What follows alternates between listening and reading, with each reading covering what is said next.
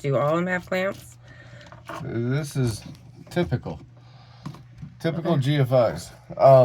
Receptacles has the push in the back kind of stuff and all that. And don't you hook it? And we hook them instead of doing that. But yes. Then you got the short wire. Every cabin always has to have short wires. If you're changing the device in a cabin and they have long wires, then you have found a miracle. I don't know why.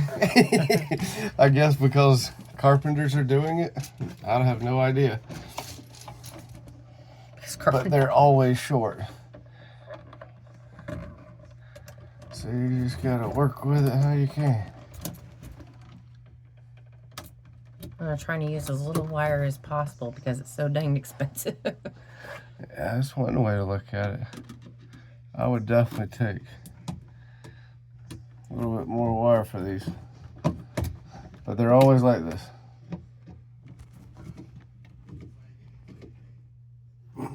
And so nice and tight. Now pull on it, make sure it's not going anywhere. And then fold that ground up there nice and easy, accordion style. And we have us a black GFI instead of an old ivory GFI. I just want to put out that was an expensive GFI going black.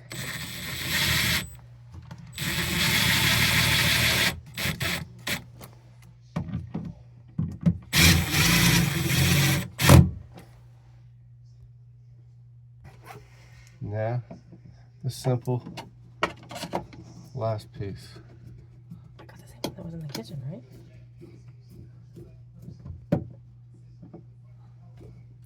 And every electrician knows you got to have them the screws up and down. It looks nice and professional. Is that right? At least something does, huh? What are you talking about? There we go. Okay. So now it matches that. Oh, it looks so much better. Now it's time to turn it on and do a test. Breaker turned back on. We'll check. Gotta hit reset. Green light comes on. Lights Hey! Now that's working.